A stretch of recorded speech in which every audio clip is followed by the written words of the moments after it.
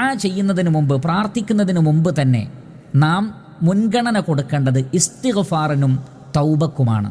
എന്ന് പറഞ്ഞാൽ നാം ഒരു കാര്യം അള്ളാഹുവിനോട് ആവശ്യപ്പെടുന്നതിന് മുമ്പ് തന്നെ അതിനോട് മുന്നോടിയായി യഥാർത്ഥത്തിൽ വരേണ്ടത് മാപ്പ് ചോദിക്കലാണ്.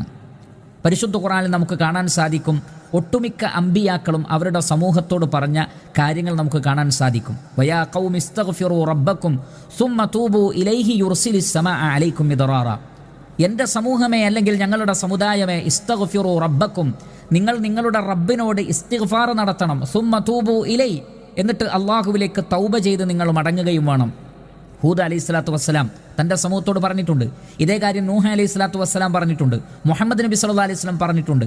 ഇസ്തിഗ്ഫാറിന് മുൻഗണന കൊടുക്കണം, പാപമോചനത്തിന് മുൻഗണന കൊടുക്കണം. നാം പാപരഹിതരാകുമ്പോഴാണ് നമ്മുടെ പ്രാർത്ഥനയ്ക്ക് അല്ലാഹു സുബ്ഹാനഹു വ തആല ഉത്തരം നൽകുന്നത്. അതുകൊണ്ടാണ് അമ്പിയാക്കളൊക്കെ ഇസ്തിഗ്ഫാറിന് മുൻഗണന കൊടുത്തത്. നിങ്ങൾ ഇസ്തിഗ്ഫാർ ചെയ്യുകയാണെങ്കിൽ അല്ലാഹു നിങ്ങൾക്ക് സമൃദ്ധമായി മഴ വർഷിപ്പിച്ചു തരും. വയസിദ്കും ഖുവ്വതൻ ഇലാ ഖുവ്വതികും, നിങ്ങൾക്ക് കൂടുതൽ ശക്തി അല്ലാഹു സുബ്ഹാനഹു വ തആല വർദ്ധിപ്പിച്ചു തരും.